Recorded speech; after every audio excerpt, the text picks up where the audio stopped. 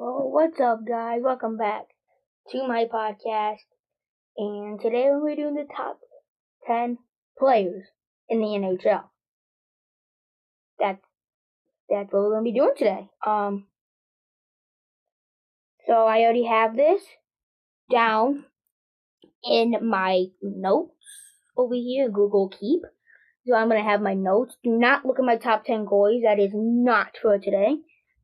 I mean, you can all you can, but that's tomorrow's podcast episode. We'll go over them. But here's my top 10 players in the NHL. No goalies. I just wanna say it before we start.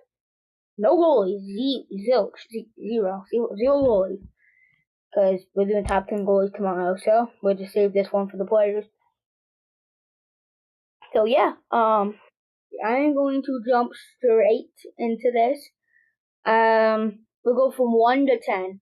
Actually, we'll go 10 to 1. We'll go 10 to 1. Okay, we'll go 10 to 1. We're gonna do that. Number 10, Alexander Barkov. He absolutely deserves to be at this spot here, in my opinion, obviously. But I don't feel like he should be outside the top 10 because of how good he is. He consistently puts up 70 to 80 points, maybe even 90 points if it's a really good year, but usually it's on 70 to 80 points. We're playing the defensively, he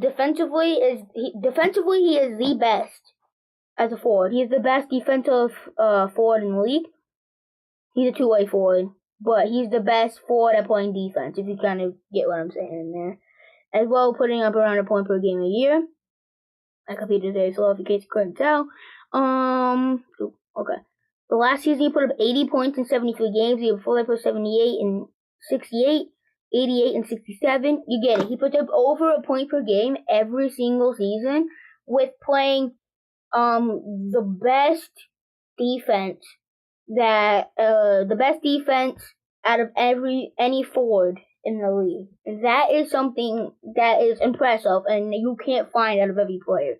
I mean, clearly not. He's the best defensive forward in the league.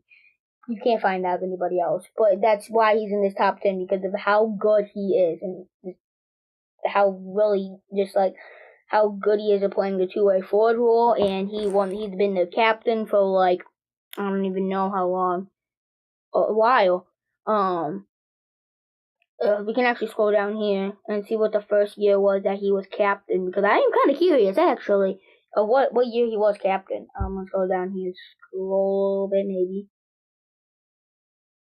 So the first year he was captain was the 2018-19 season.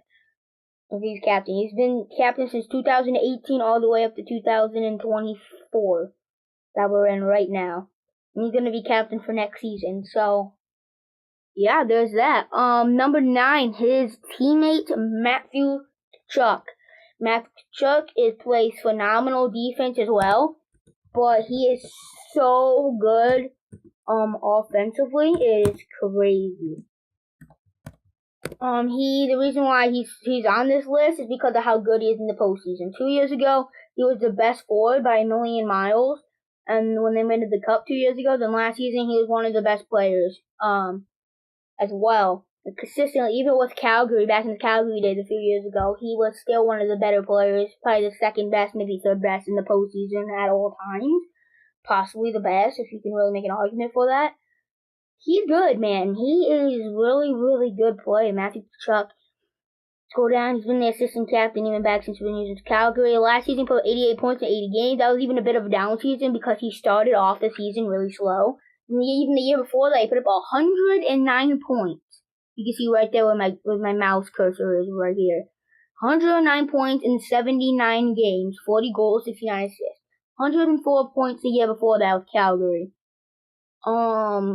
Yeah, he is so good, man. It's really tough to have him not in the top 10. I feel. Number 8, I put Sid the Kid. Actually, as I say here in the channel, I heard it from somewhere else, but it's gonna be kind of my thing too. Sid the middle-aged man, okay?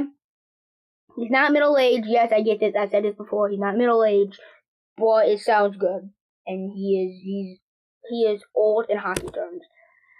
Sidney Crosby, he is aged like fine wine, and he is still one of the best players in the league. That's why he is where he is for me. In the top 10. Not only top 10, but he's number 8 on this top 10 list. And that's tough, man. There's so many good players. So many good players in the NHL. And when you're like 36, you're 37. I think he's 36. When you're 36, it is so incredibly tough to be the 8th best player in the...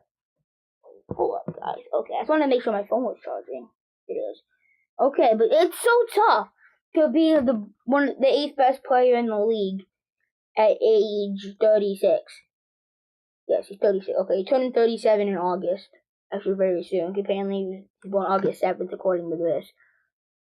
Which is actually quite, August 7th, 1987. That's crazy.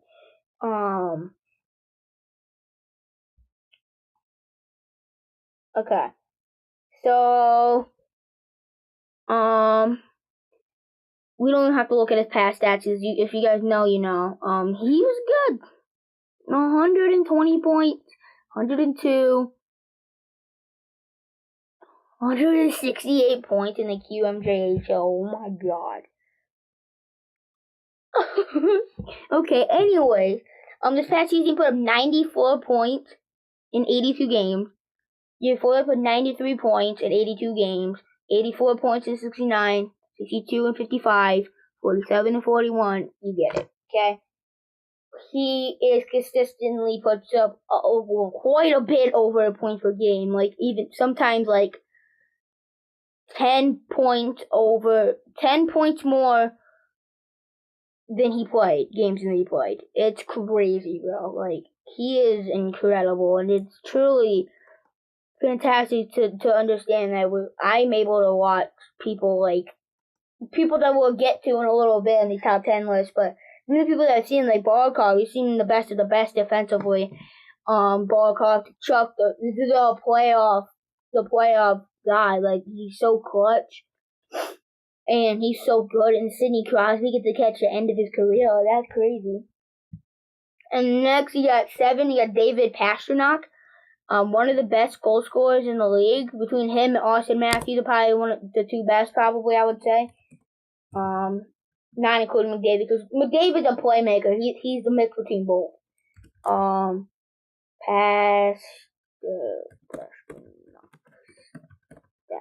Okay. Pastrnak stats. Scroll down here a little bit. Elite prospects. You already know.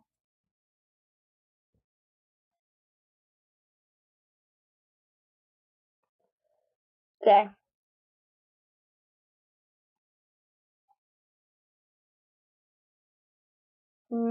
Okay. Right. Okay. So last season, he put up 110 points with 82 in games played. The year before, he put 113 points with 61 goals in 82 games. Yeah, he consistently puts up 110, 115 points a season. We're putting up anywhere from around 50 to 60 goals and 50 to 60 assists. It's really incredible how much points he puts up a year. But still playing great defensively. Like, some people think he plays terrible defensively. It's not really true. Like, yes, he's not no Barkov, your Andre Kopitar defensively. You're not gonna get that out of this guy. He is definitely a step down from Barkov defensively, but he's a step up from Barkov offensively, and that's why he's here. And if he would be higher if he performed in the postseason, he got 5 points in 7 games 2 years ago, which is okay. Expect better from a type of player like him. Last season, he put up 8 points, 13 games. Like, you expect better from a player that you know can perform better. Like, you just expect more, and it's fine. Hopefully, if they make it to the postseason, which I believe they will, I believe they'll make the postseason next year. If they do, Yeah, I really, we need him to perform in the postseason, otherwise it's going to be concerning, and it's not going to be good for him. So yeah, that's David Pastrnak. Number 6, I put Cale Makar. There's a defenseman here. Cale Makar. Let me put my thing over here so I can see it. Okay. Cale Makar. Defenseman, the first and only defenseman on this list here. Oh, Makara. That is not correct. That's not his name. It's Cale Makar, not Cale Makar. If he didn't get injured for like 5 to 10 games, I feel like every year, he would probably be maybe put up like probably about a point per game. I mean, he does anyways, but he'd be even better, probably a little higher on this list. But yeah, he's a generational defenseman, man. It's just one of these guys. I think when he retires, he's gonna be one of the greatest defensemen of all time. He is the of today's game. He's the equivalent of Bobby Orr in today's era. Last year, he put him 90 points in 77 games. The year before, he put 66 points in 60 games, 86 points in 77 games. Yeah, man, this is a defenseman, and he plays ridiculously good defensively. Like, if you look at his defensive stats, they're good, man. He plays some phenomenal defense. His stick works great. He's definitely physical. Like, he can lay the body if he wants. You can't really get past him because he knows, like, his body positioning is really good. He's good in all 3 zones. He's a good shot, good playmaker. Really got everything you want as a defenseman. Like, your dream defenseman, he is it, man. He is something else, man. Top 5. This is when we get really tough, man. I put number 5, Leon Draisaitl. Leon Draisaitl is one of the best playmakers in the league. Arguably the best playmaker in the league. I don't know how to put Draisaitl. Okay, here we go. I'm just gonna have to copy this. Totals and stats. Okay. Leon Draisaitl is a very good player. That's why number 5. He does not even play with McDavid. So somebody is like, oh, he plays the same line McDavid. He doesn't. He plays in the second line. McDavid plays first line. He's gonna play with Arvidsson and Skinner. But by the way, that line is gonna be really fun to watch. By the way, I'm interested to see how they perform this next season. But anyways, moving on. Not talking about teams. We're talking about the individual players here. 3 years ago, he put up 110 points in 80 games. 2 years ago, he put up 128 points in 80 games.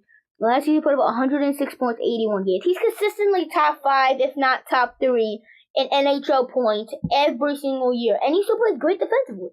You ain't gonna make this list if you play terrible defensively. You're really just not. You have to play a certain level of defense to be able to make this list for me, because a big part of playing hockey, yes, offense, you want to put up an offense. If you don't know how to play defense, you ain't gonna play, okay? That's just how it's gonna happen in the NHL. The NHL defense is very valuable as well. So that's why he's on here. Yes, he put up 128 points 2 years ago, but he still needs to play great defensively to be on this list. Number 4, Nikita Kucherov. Nikita Kucherov has proven time and time again he's really that good. The reason why he's higher than Draisaitl, I'm not saying Draisaitl doesn't perform in the postseason, because clearly he does. If you see where my mouse is, 32 2 points per game. Kucherov has won 2 cups. He's been to 4 Stanley Cups. He's won 2 Stanley Cups, and he's consistently been a key contributor of why his team's been so good. And he does it both in the postseason and in the regular season, and so I have to put him in. And he plays a phenomenal defense, and him on the power play is irreplaceable.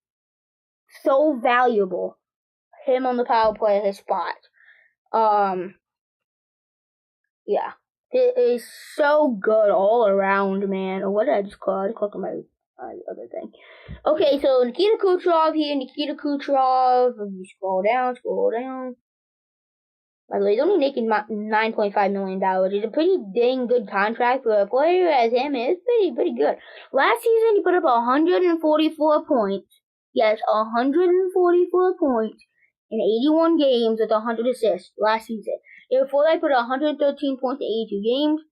And in the postseason, 2 years ago, he put up 6 points in 6 games. Last season, he put up 7 points in 5 games. Consistently so good. You see when they won the cup in the 2020-2021 season? he put up 32 points in 23 games. The year before that, when they also won the Cup, he put up 34 points in 25 games. And then when they made it to the Cup in the 21-22 season but lost, he put up 27 points. When they made it to the Cup and lost in the 2015 season, he was still young, so it's a little bit excusable. He put up a little under a point per game, which is still great. So that just proves to me how good he really is.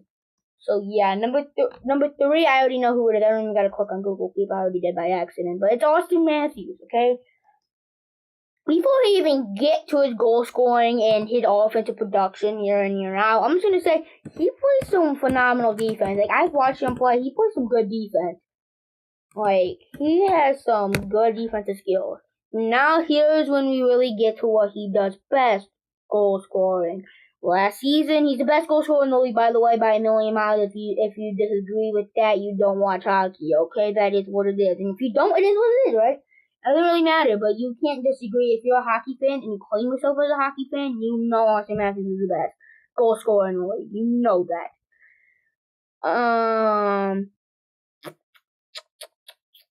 Go down here a little bit. I gotta keep track of chat. I'm so sorry. I keep forgetting. Great podcast. Love the new style. Thank you, Doug, for the kind words. Sorry. Sometimes I just forget to look at chat. Okay. In the last season, he put up 69 goals and 107 points. Okay. The 22-23 season, he put up 40 goals, which is a bit of a down year. The year before that, he put up 60 goals. First 60 goal scorer in Toronto Maple Leafs history. 106 points, 41 goals, 47, 37, 34, but consistently puts up anywhere from usually 60 goals minimum usually for him the past couple years. So yeah, that's what you're gonna get out of him, you know. He is that good. Why is my computer being so laggy right now? I'm just gonna give it a second.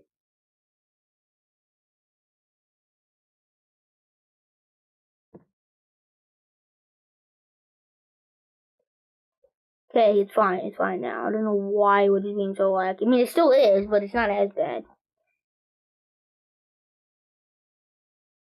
Okay. Number 2, I already know who it is. Nathan McKinnon.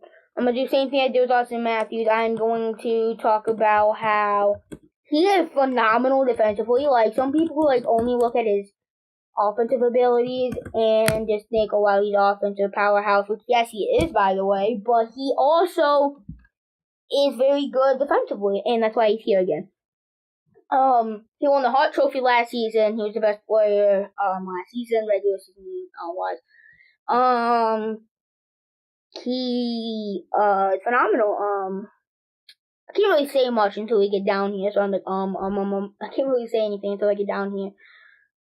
Maybe sometime today, thank you. Last season played about 140 points, 51 goals, 89 assists, 111 points the year before that, 88 points in 65 games the year before that, and consistently puts up way over a point per game. And what makes him so good is he is like a big body. Like, he can go through the neutral zone and use his body to get through people. Okay? And he's physical, and it's hard to take him down. That's why they call him Nate Dogg. But he is so incredibly fast. Him and McDavid are probably the 2 fastest people in the league. Man, this guy is fast. Like, he is ridiculously fast.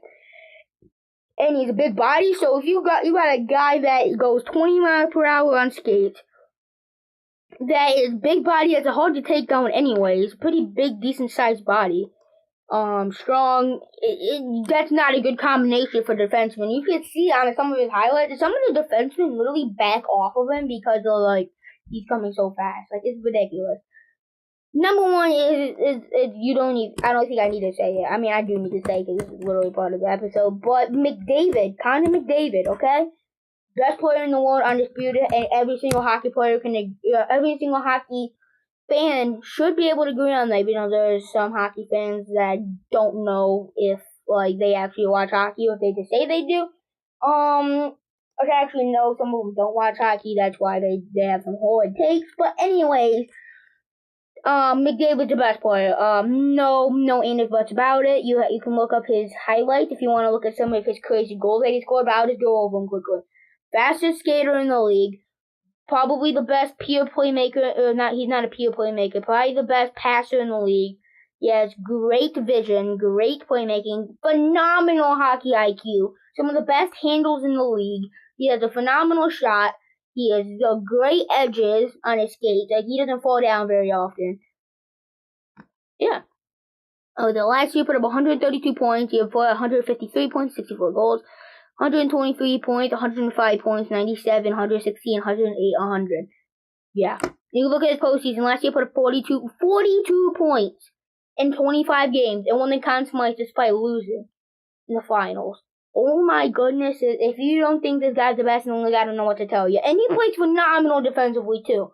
His defensive game is very underrated. It's very, very good. How long is today's episode so far? Here, out of curiosity. I don't even know. Let's check. I want to give it a second to update because it hasn't updated. Wait, it's loading. 20 minutes? Oh, let me see. Yeah, about 20 minutes. 20 minutes and 30 seconds about. Actually, no. Okay. So that's gonna be it. You pick for MVP next season. Oh, that's tough. It's actually not tough. It's gonna be McDavid. I think he's gonna be McDavid. I think he's putting up, let's say, 55 goals, 90 assists. How much points would that be? That would be like, oh wait, hold up. So it'll just do 50, 150. Why would it be 145 points? God dang. Okay, that'd be 145 points. I think he might get a little. I think he's probably gonna get like 50 goals. I would say 45 goals, 85 assists. He win Hart. But it's Hart, by the way. It's called the Hart Trophy. If you don't know, Hart Trophy is the MVP, but you can say MVP. But I just want to let you know because you didn't know. Hart Trophy, big candidates. David already said.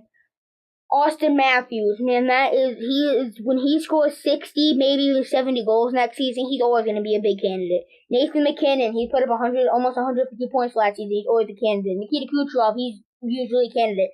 I was going to go as far as to say Jack Hughes, but I think the Devils are going to win the Eastern Conference, and I think the big reason is going to be because of Jack Hughes.